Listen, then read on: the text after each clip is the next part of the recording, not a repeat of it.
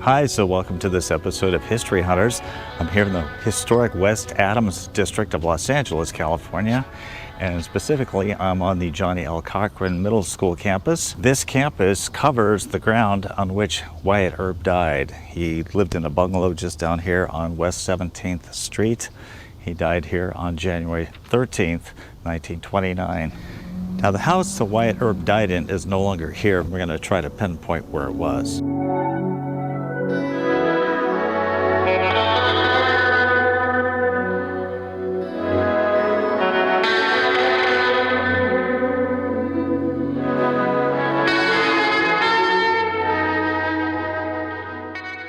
So this is a very old neighborhood of Los Angeles. I was a little hesitant on coming here because a lot of people are saying that this was not a good neighborhood, but it's not too bad. For some reason, this reads Mount Vernon Junior High School. So Wyatt Earp spent his last years here in West Adams, LA, living with his common-law wife, Josephine Sarah Marcus Earp. He was in a bungalow at 4004 West 17th Street between Arlington and Crenshaw and Venice and Washington Boulevard. Wyatt Earp died in this quaint cottage on January 13th, 1929. He was 80 years old. Some people say that he died of a type of cancer. Now, I believe it was down here at this end of the street where Wyatt Earp passed away, specifically where this building was right here. Well, what number do you live in? I live in the middle house. What number is that? 4007. 7. He supposedly died in 4004, but it was, so that means it would have been over here. The school. But we don't know, right? The one I know, and one guy coming from San Francisco, he showed me pictures. Yeah. The ranch. Yeah. The ranch was, that's why it's like that. A ranch, huh? Yeah. Oh. So it was a gay. They thought the gate is the original gate with what I have. No. Oh, okay. Say the house was like this. Well, it's definitely in this area. Exactly, you are in the right place, but Yeah. it's all this was. Yeah, I was looking for a plaque, but Exactly. I never saw a picture of it. The second people I hear that. It was reported in the newspaper, LA Times, that there was a plaque here. But I think they got it wrong. There was a police coming to look for. Yeah. And no, I never hear that. I asked in the school. They say, no plan. Yeah. Okay. You know, the school doesn't want to talk about him Why? because he was a gun too. Oh, He was yeah, killing yeah. people. You know, He's he's out of law too. it's an outlaw, yeah. That's true. And that is true. He's looking for kill people. You know. I don't saw the movie. I hear about the movie. I never saw. Oh, yeah. It's a good movie. So, yeah. But the guy from San Francisco, he talked a lot about him. He was showed me pictures. Yeah. This is not a bad neighborhood, huh? Oh no, it's beautiful. I Yeah. have like 26 years in here. Look at those. So, those palm trees. Oh, yeah, just Man. beautiful palm trees.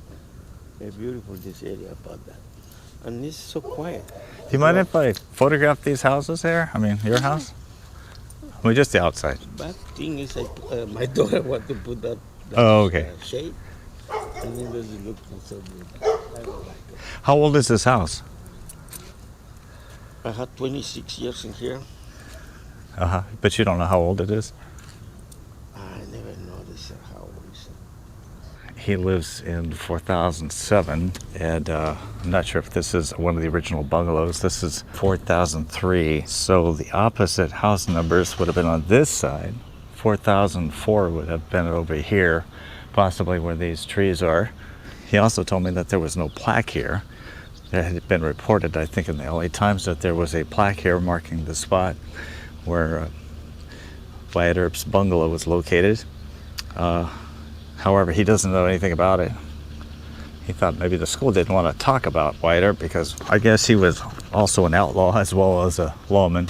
But he said, yeah, we're in the right place. This is where Wyatt Earp died, at least the neighborhood. I think he was mistaken, though. He kept saying this was a ranch. These palm trees lining Norton Avenue led to a ranch. However, I think there were just all bungalows in here where Wyatt Earp lived. According to legend, Josephine said that Wyatt got sick the night before, and she and a nurse stayed up with him, and at 5 in the morning he woke up asking for water. It was at that point that he suddenly said, "Suppose, suppose," and those were his last words, and nobody really knows what he meant by that, but nobody could say for sure. If you look down here at the end of the street, these are old houses. They certainly could have been the same buildings that were here at the time that Wyatt Earp passed away.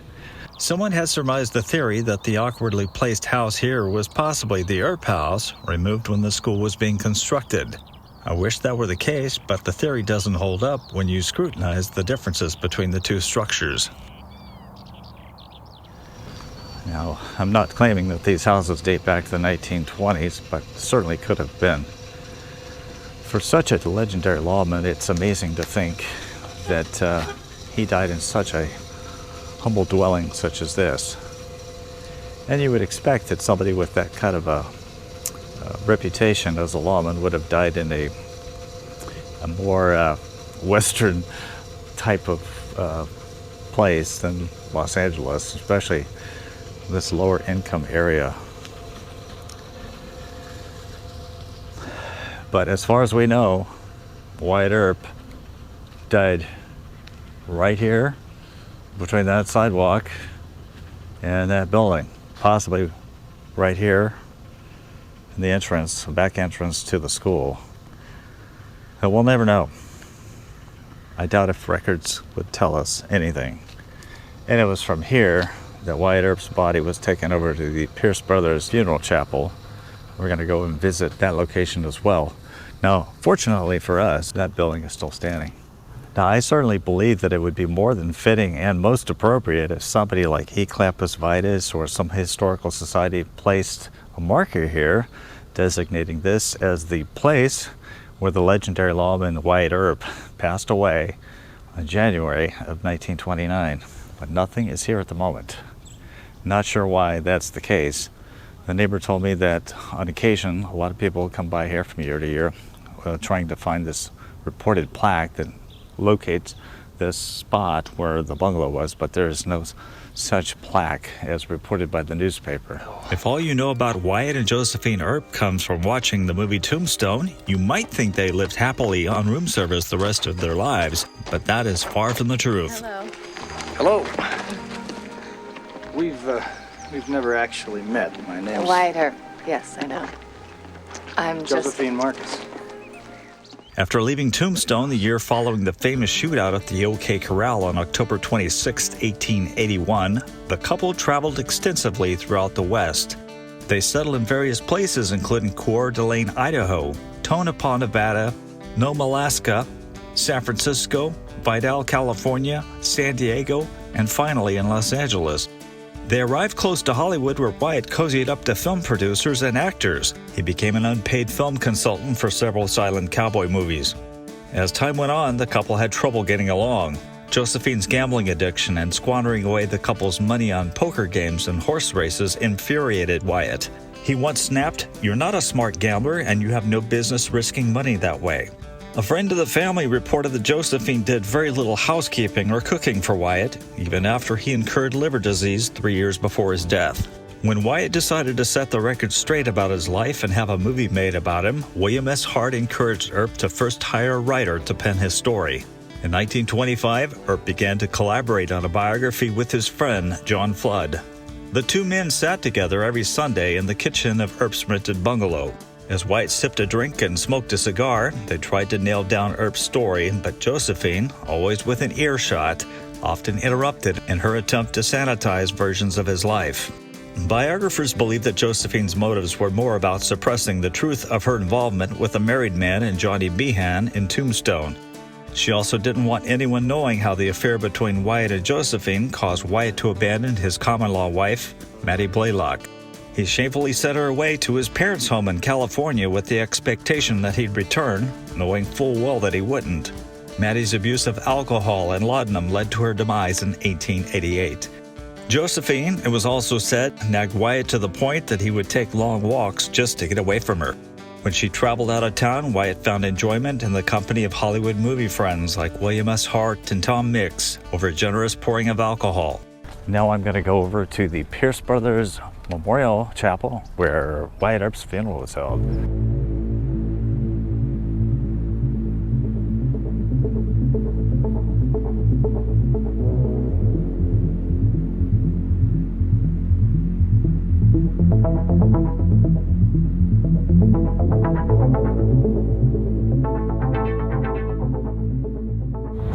I've driven a couple miles close to where 10 and the 110 freeway come together at an intersection called Boncello and Washington Avenue, and that behind me is the Pierce Brothers Memorial Chapel where the funeral of Wyatt Earp was held in January of 1929.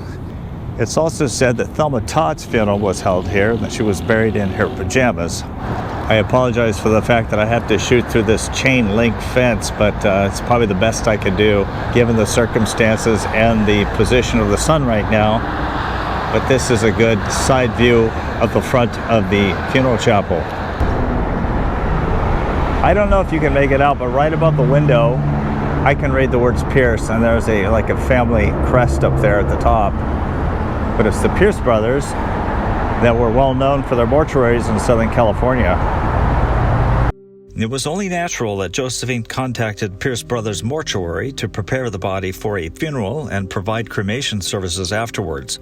The mortuary not only had a sterling reputation, but was located less than 4 miles away. The chapel was fairly new as well, having opened in 1923. Brothers Frederick Pierce and William Pierce got into the mortuary business in 1902 and became superstars in the funeral industry in Los Angeles. They offer tours of their mortuaries to church groups to help assuage people's fears about the modern death industry. One night, dramatic actress Tallulah Bankhead burst into the mortuary with a gaggle of drunken friends to demand a tour. One of the central features of the mortuary was a large lobby which overlooked a garden. It also contained offices, a chapel, reception rooms, and a large garage at the rear for use by mourners. Josephine dispatched telegrams to friends, notifying them that the service would take place at 10 a.m. on Wednesday, January 16, 1929, at 720 West Washington Street in Los Angeles. She urged family friend and author Stuart Lake to attend the service, but she was a no-show herself. One account has her overcome with grief, the other saying she just had no concern. 720, look at this ornate architecture up here. Fortunately, we're able to take a look inside.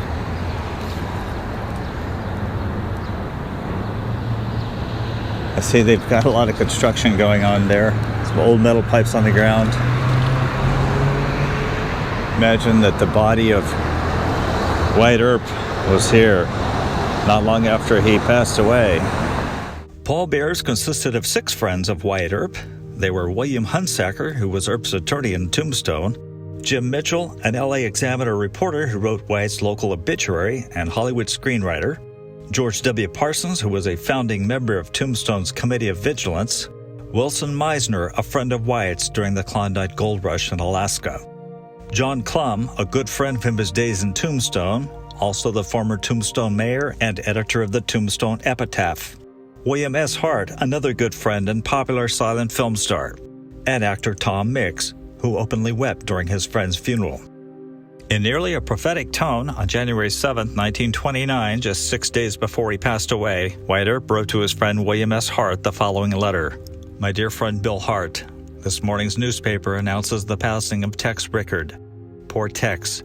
It seems sad that he should be cut down, or his years cut short, just at the time when life was at its full tide. Such is the fate that happens to many men when they are growing strong. Jack Dempsey has lost his best friend.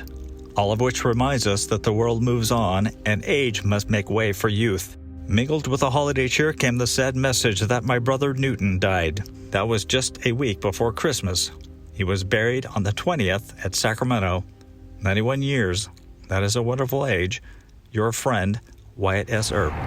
Looks like they've gutted the inside of this. I'm assuming they're trying to preserve this, but that brickwork on the front of that building looks like it's the original, as well as the ornamental work here as well.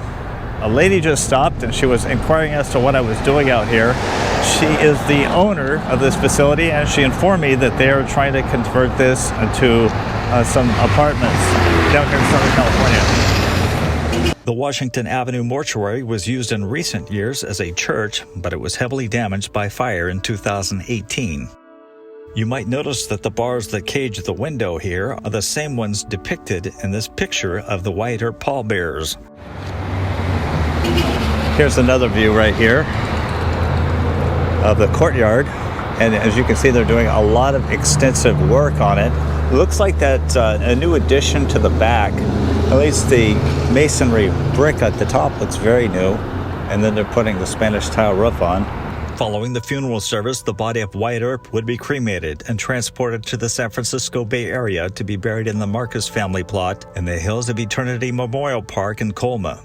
Josephine lived another 15 years without Wyatt, maintaining residence in the same small home while traveling to satisfy her ever-present quest for adventure.